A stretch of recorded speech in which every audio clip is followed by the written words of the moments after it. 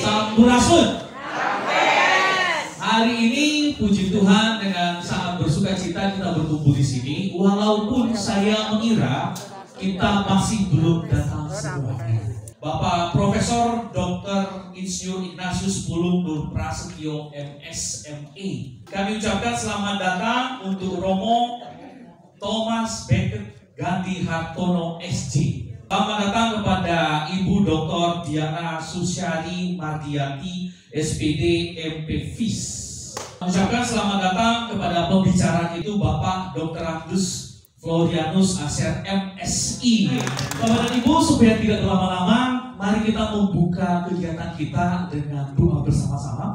Dan saya mengajak kita untuk berdiri. Kita akan bernyanyi terlebih dahulu sebuah lagu sederhana dan semoga kita tahu semua. Lagunya adalah Tuhan adalah Gembalaku.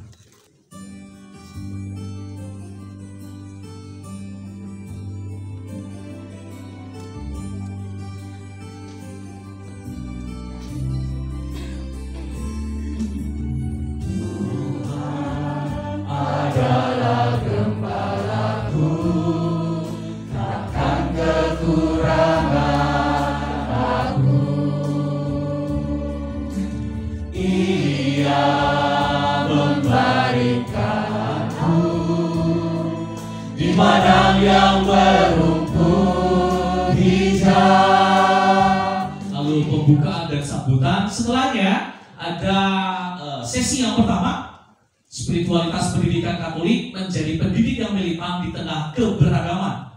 Selamat pagi semua. Sampurasun. Yang kami hormati Romo Firman yang telah hadir bersama kita Virjen Kuskuan Bandung, Romo Gandhi, Pak Flori, Bu Diana, Pak Profesor Pulung, mudah-mudahan sudah ada. Kalau belum ada nanti akan kita sampaikan. Bapak Ibu yang kami hormati semuanya, selamat datang. Kami senang atas atensi, juga atas segala macam perhatian yang Bapak Ibu berikan. Kami mencoba menangkap kira-kira apa sih kerinduan dari para pendidik Katolik ini.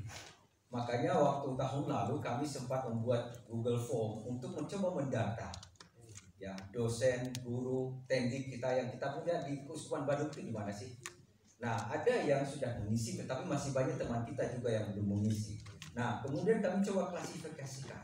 Ada guru, dosen yang ada di Yayasan Katolik, ada juga yang di non Katolik. Maka kami pikir bahwa yang di Yayasan Katolik biasanya ada pertemuan-pertemuan yang ada pembinaan spiritualitas sesuai dengan spiritualitas pendiri atau situasi di sekolah tertentu. Maka baik kalau kemudian kita coba adakan pertemuan dengan para pendidik, entah guru atau dosen yang ada di atau yang bekerja di luar lembaga Katolik. Para pastor, suster, Bapak Ibu serta saudara kasih, selamat pagi. Selamat pagi. Berterima kasih sekali kami dari Komisi Pendidikan mengundang para guru-guru dengan pembicara-pembicara yang handal. Dan terima kasih para pembicara, Romo Gandhi dan kawan-kawan yang kita satu hari ini diberikan semacam semangat, spirit untuk kita berkarya. Saya ingat Bapak Supir tadi 25 Agustus 2014. Nah, beliau sangat concern sekali tentang pendidikan, sangat concern. Salah satunya apa? Karena concern ya. Sampai dengan sisa hadiah tabisan, karena tadi itu ada acara dan dana sisa itu lebih besar sekali sisanya itu ya, diberikan untuk pendidikan. Saking concernnya terhadap dunia pendidikan. Dan sampai saat ini pun Monsinyur gerakan-gerakan pastoralnya itu sangat concern terhadap pendidikan. Saya hari ini bersyukur sekali bahwa Komisi Pendidikan Romo OT bersama dengan teman-teman datang ke situ memberikan spirit semangat pada kita. Bapak Ibu seharusnya sangat bersyukur sekali kita dikasih kepercayaan oleh Tuhan untuk mendidik anak-anak kita. Tidak semua mendapatkan. Maka kesempatan ini kita raih. Ya, untuk apa? Mendidik anak-anak kita imannya, supaya mereka juga punya iman. Ya, tentu untuk mendidik iman ini kita harus punya bekal. Nah, rasanya Komdik tidak bertanggung jawab kalau tidak memberikan pembekalan. Nah, sehingga hari ini bersyukur sekali beberapa kali gerakan Romo OT ini memberikan pembekalan baik di yayasan maupun juga kemarin juga kita bertemu dengan beberapa guru dan yayasan juga untuk apa? Untuk punya gerakan yang sama. Bapak Ibu, saudara-saudari yang terkasih, tadi kita bersama-sama sudah mendengarkan dari Pastor Ote, dari Romo Vicen, bahwa saat ini begitu besar perhatian dari keuskupan untuk para pendidik, baik di lembaga Katolik maupun non-Katolik, dan secara khusus pada hari ini dari Bapak Ibu para pendidik di lembaga non-Katolik. Di sini telah hadir Romo Gandhi, tadi sudah saya perkenalkan. Romo Gandhi Hartono SY, lahir di Klaten tanggal 12 April 1968, ditabiskan tahun 2006. Riwayat pendidikan teknik sipil UI lulus tahun 1992 dan di UNJ tahun 1993. Semoga ini menginspirasi Mas Dery, siapa tahu ya. Kemudian di STF Setriakara tahun 1999, lisensiat teologi Universitas Sanata Dharma tahun 2005, studi lanjut pedagogi sains di Fukuoka, Jepang 2009 sampai 2010, dilanjutkan di Boston College tahun 2012 sampai 2013. Bidang karya beliau, divisi struktur PT Hutama Karya, SMA Gonzaga. Suster. Kalau di sini panggilannya Suster Yaya, tapi kalau di Jakarta Suster Yayang. Ya, panggilannya Suster Yayang. Terima kasih Pastor Irman, Pastor Ote, Bapak Flori, Ibu Diana, dan juga Bapak Ibu, teman-teman sepanggilan. Selamat pagi. Semangat pagi. 21. Ada dalam pohon ini pohon yang subur atau pohon yang gersang? Gersang. Mengapa gersang? Karena tidak ada satupun daun. Kira-kira dari 21 orang yang ada di pohon itu atau sekitar pohon itu, apakah ada yang sama?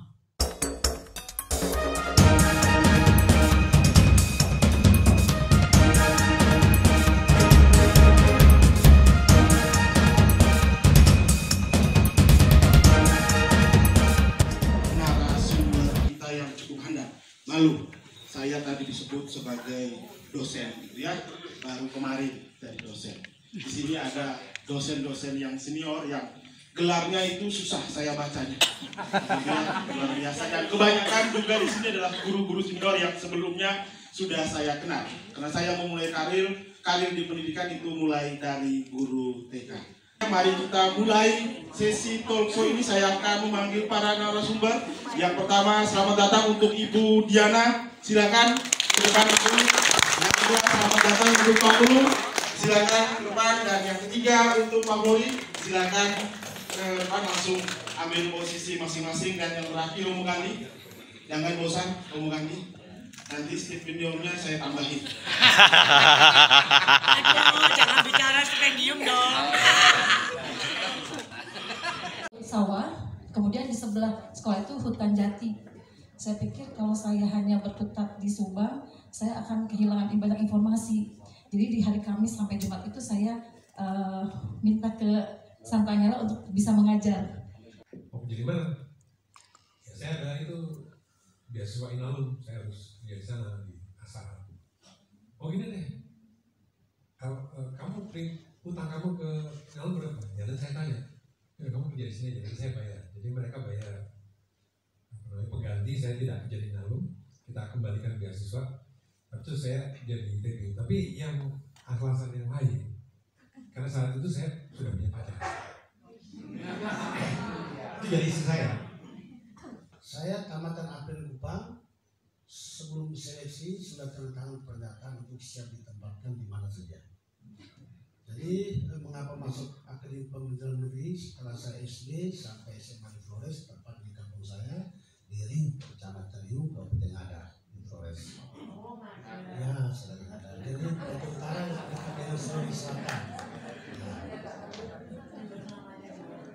Ya, jadi setelah tamat SMA, kami di kampung dia kedua orang tua sudah mendahului, jadi kita anak harus mencari jalan sendiri supaya bisa melanjutkan kehidupan dan karasa membiayai kami untuk merantau ke timur ke sana ibu kota provinsi. Sampai sana saya ikut, ya betul, terima kasih Prof. tadi bahwa ada keteladanan dari senior, ada sepupu saya, senior saya dia masuk setelah sekolah sudah pakai jubah, sudah menggunakan jubah untuk sudah di Mataloko, sudah pakai jubah itu dia keluar dan masuk APDN. Akan apresiasi pada ibu dan bapak yang berkarya di tempat yang mungkin tidak mayoritasnya karena merasa berada di tengah lautan yang aman-aman aja gitu kan. Tapi lalu dilihat, lalu didiskusikan, ternyata memang pada saat itu terlena, merasa baik-baik saja. Tapi nggak sadar kami itu sekarang alami bahwa ada dampaknya nyatanya. Setelah sekian tahun, setelah sekian lama, contoh di Unpad itu, walaupun kami menyebut Universitas Katolik Parahyangan, mungkin tidak ada lagi universitas yang Katolik, tapi yang seperti Unpad. Karena kalau di ruang nggak ada salib-salib, simbol-simbol ritual, nggak ada. Tidak ada kebiasaan juga yang kalau mulai kuliah berdoa atau apa tidak. Termasuk juga nggak doa kuliah. Tapi karena terbiasa tidak merasa biasa saja, kemudian merasa dunia ini nggak ada apa-apa gitu, tenang-tenang aja. Sudah lama mendampingi guru-guru agama Katolik yang berkarya di sekolah-sekolah negeri. Jadi itu banyak masalah Bapak sekalian. Banyak penolakan dari kepala sekolah. Mereka tahu undang-undang Sisdiknas itu tahu. Peserta didik satu pun itu harus diajar agama sesuai dengan agama yang diambil gurunya. Tadi masalahnya banyak yang menolak, seperti di Cimahi Pak Fian. Nah, Bimas Katolik bisa memberi ini. Tadi kata pastor yang terakhir itu yang penting adalah menyelamatkan. Jadi Bimas Katolik bisa menyelamatkan di sini. Kita bisa, kalau BPU membutuhkan, bisa mengeluarkan surat tugas dari Kementerian Agama, dan mereka akan lebih menerima daripada surat dari Komkat ataupun dari Keuskupan, karena ada Kementerian Agama.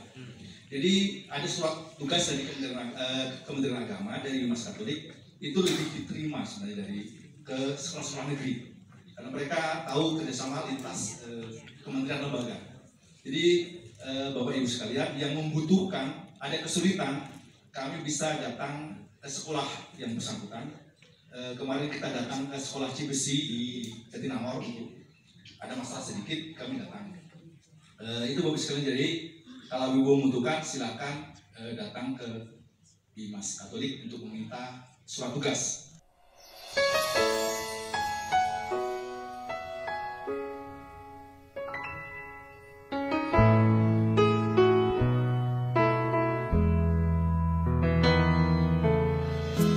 I have a maker. He formed my heart before even time began. My life was in His hand. He knows my name.